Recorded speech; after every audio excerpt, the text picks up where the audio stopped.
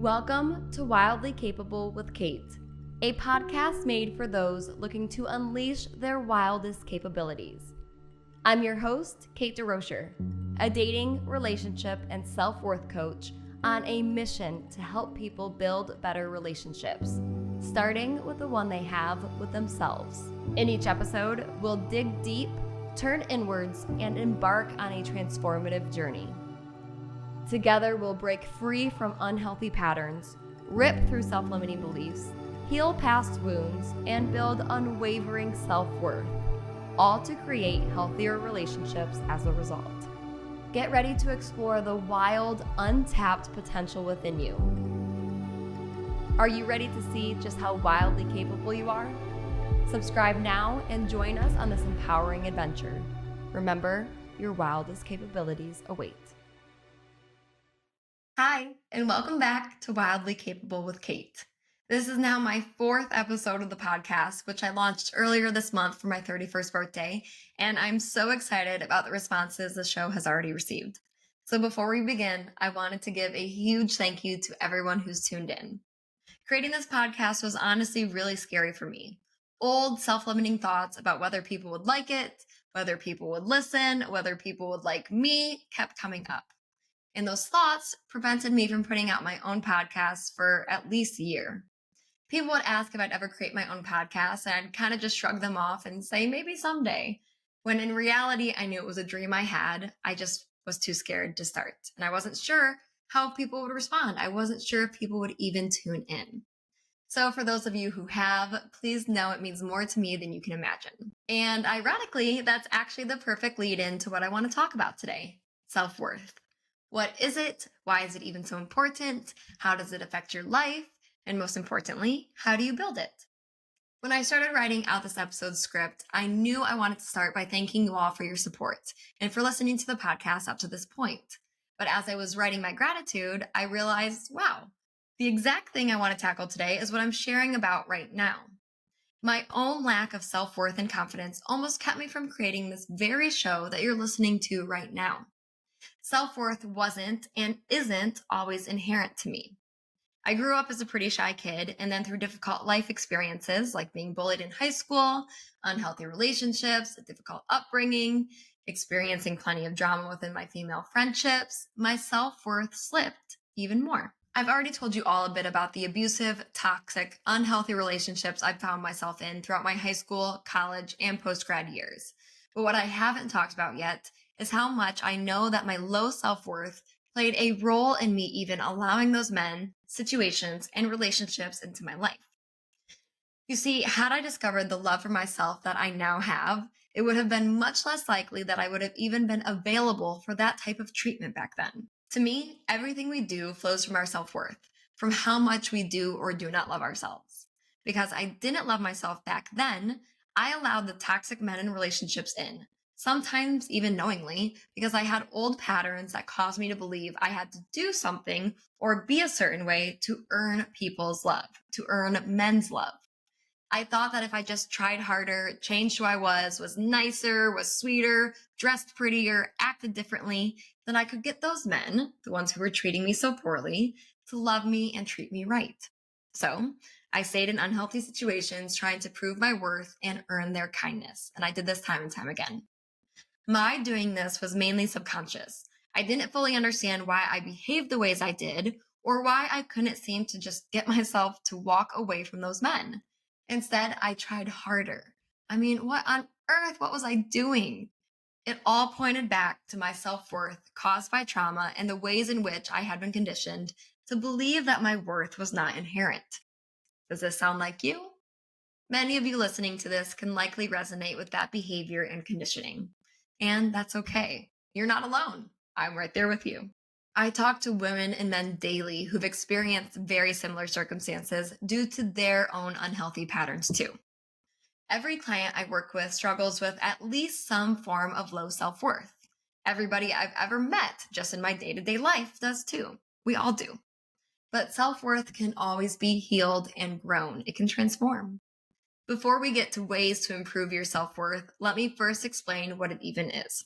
So, self worth is the internal sense of being good enough and worthy of love and belonging from others. Self worth, unlike self esteem, comes from within, it comes from you. It's an individual's personal belief that they are valuable, loved, worthy, and deserving. Self worth influences our thoughts and beliefs, and hence our behaviors as a result. When someone has high self worth, they value themselves.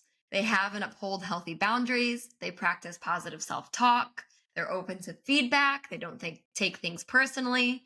Low self worth shows up as being highly critical of yourself or others, the constant need for approval and validation, difficulty accepting compliments, a lack of boundaries and self respect, and often striving for perfection. I always say that self worth is the most important factor when it comes to relationships and dating. It's also a highly important factor for our lives in general. Without healing your self worth, chances of you behaving like I used to and falling into unhealthy, or at the very least, unfulfilling relationships can be pretty high. Everything we do flows from the ways in which we do or do not love ourselves. I know I keep saying that, but it's because it's true. How we treat our bodies, how we treat others, how we treat the world around us, how we behave when we're scared, how we handle criticism or rejection, how hard we fight for our goals, how much we stand up for our needs, our beliefs, our values. The list could go on and on. Self worth influences all of those things and so much more. Now, the tricky part about self worth is that it's almost always tied to something deeper. Trauma, an embarrassing moment that stuck with you, hurtful words somebody said in the past that you just can't seem to shake. So many things related to our childhoods, a breakup, even. Since self worth is inherent, we are valuable and deserving of love simply because we exist, then that means there has to be some shift inside of us to cause us to believe otherwise. So, understanding that your self worth is low is a great start, but that comprehension alone won't be able to heal your self worth. Improving self worth requires digging deep and figuring out where and when in your life those doubts and criticisms towards yourself started, and then allowing yourself to process and move through the emotions that arose because of it from there. That's the first step in healing your self worth. Taking a scan on the past and figuring out what or who or when your self worth was damaged. And likely it was damaged many times. So, addressing each of those times, if it's possible to do so safely and not re traumatize yourself in the process, is so important. At the same time, there are other great practices I've implemented into my own life and that anyone can start doing today to heal their self worth too. The first practice I know to work, because I've seen it work in my own life and in the lives of others, is the idea of taking your thoughts captive. This means that you become aware of the thoughts and words that are filtering into your mind throughout the day, all day. And when a self limiting, negative, hurtful thought pops up, pause, notice it, feel whatever you need to feel about that thought, and then consciously choose to rewrite it.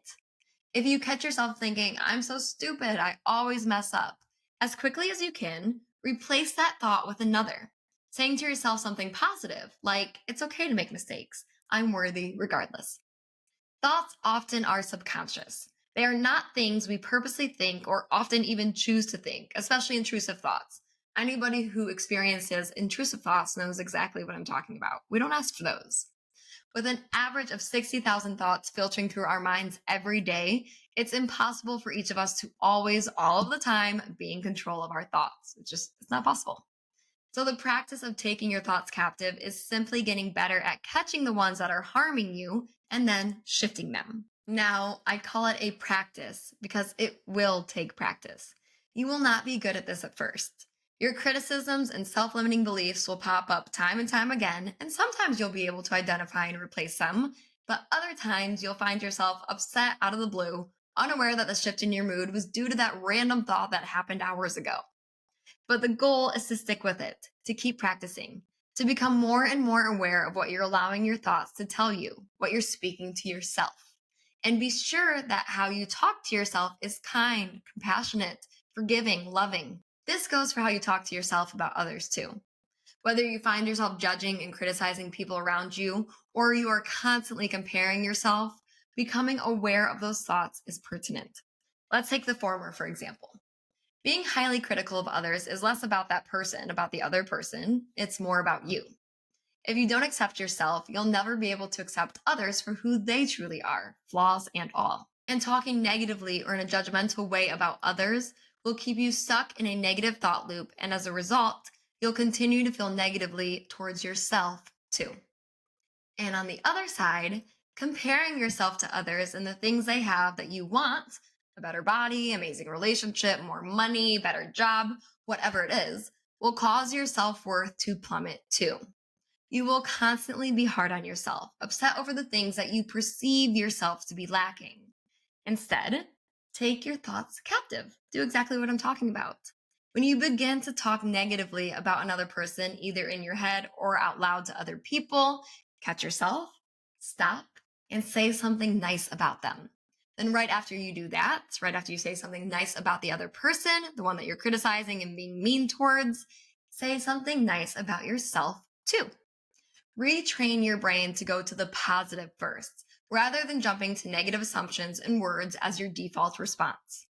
When you catch yourself comparing your looks, job, relationship, car, house, money, anything to another person's, again, catch yourself and replace that comparing thought with a positive one about both the other person and yourself. It's crucial that you do both, that you say something positive about the other person and then immediately follow it up by saying something positive about yourself. Because remember, your hurtful thoughts towards others are really just pointing back to you in the first place. So healing is needed both with your view of others around you and within yourself too. For example, I went through a really difficult phase back when I was living in LA in my early 20s, where I'd find myself constantly comparing my appearance to other girls. I'd see a beautiful woman and I'd become flooded with either mean judgments of her in an attempt to make myself feel better, or really damaging thoughts about myself. I'm not pretty enough. I don't look like her. She's so much more beautiful than I am, so on. Those thoughts were on repeat. Eventually, those constant, and I really do mean constant thoughts and comparisons, led to my self-worth becoming so low that I forgot who I was. I forgot my value. I forgot it altogether. So I started to shift my thoughts, and whenever I'd see a beautiful woman, instead of cutting her down and then cutting myself down right after, I'd pause, feel the emotion that was coming up, because you have to feel anything in order to heal it, and then I would change my thought as quickly as I could. I'd say over and over in my head, she's beautiful, but I'm beautiful too. By doing this, I not only healed my jealousy and comparisons and judgments of other women, but I healed my struggling self-worth at the same time. This became a practice. This is one that I still do in my life today. Taking your thoughts captive is one of the things I've seen transform people's self-worth radically, just like it did for me. Another beautiful thing you can do for yourself to start to heal your self-worth is to get to know yourself. Often we can't see our value and worth because we don't even know who we are, what we stand for, what makes us tick to begin with. We are so swayed by others and the world around us that we lose who we are. We lose our identities time and time again. And when we have to fall back on our self-worth to get us through tough moments, we don't even have a self to turn to.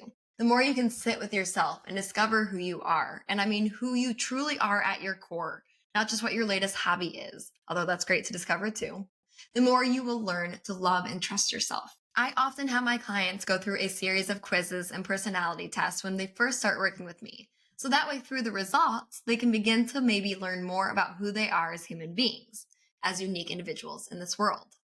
Those tests are not the end-all be-all, and they do not define us or give us a whole picture as to who we are. But to me, they are a great, fun tool to help someone start to think about themselves in a different way, to get to know themselves deeper.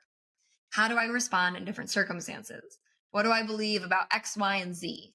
What things do I feel insanely passionate about? What keeps me up at night? How do I react when I feel joy, anger? Who do I look up to the most? What lights me on fire when I'm doing it? Being able to answer all those questions and so many more about yourself will play a huge role in helping your self-worth improve. Because again, when you know yourself, you begin to love yourself more and more as you're reminded of all of the good and the value that's within you. And if you find yourself getting to know yourself more deeply and not really loving what you're seeing, that's okay too.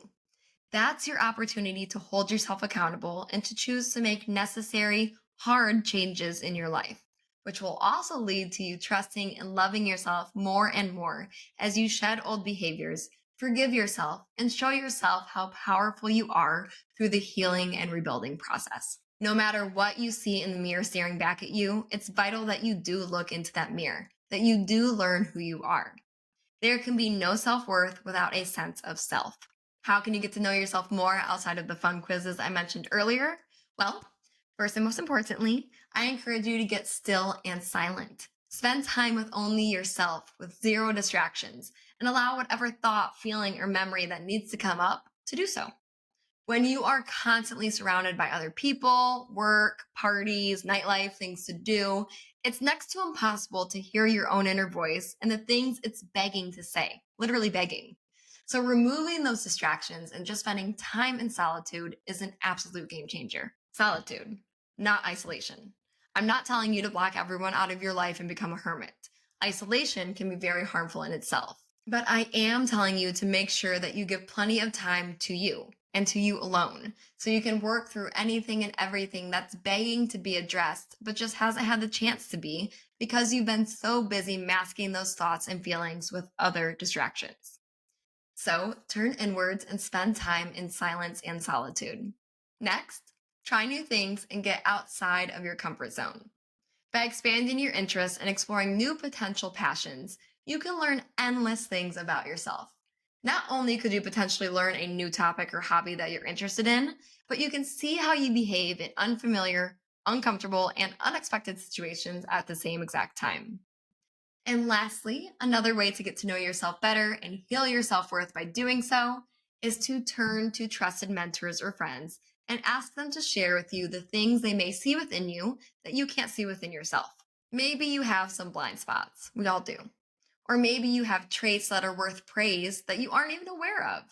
Allowing healthy, trusted people to speak into your life and give feedback can help you grow in ways that you just can't do on your own.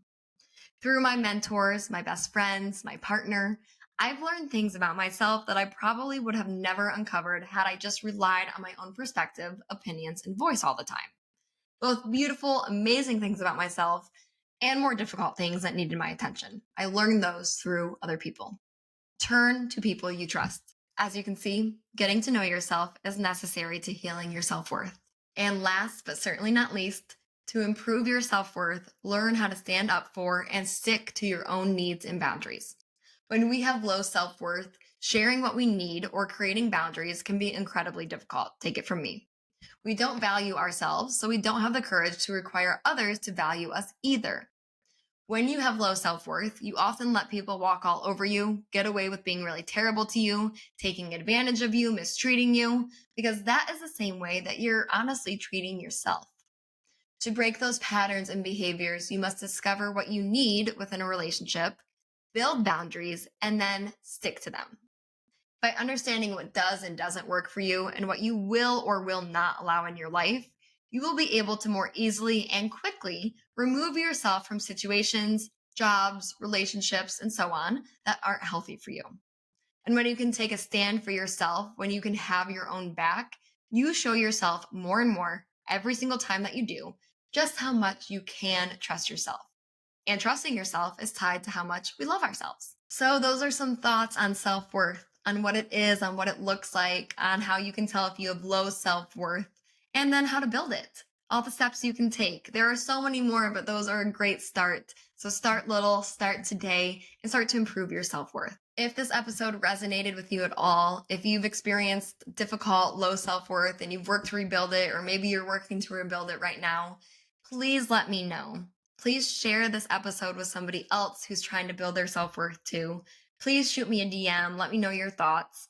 And to learn more about how my dating, relationship, and self-worth coaching options work, DM me the word capable and we'll chat next steps. Until next time, I'm Kate, and thank you so much for listening to my podcast. This is Wildly Capable with Kate. I'll see you guys next time.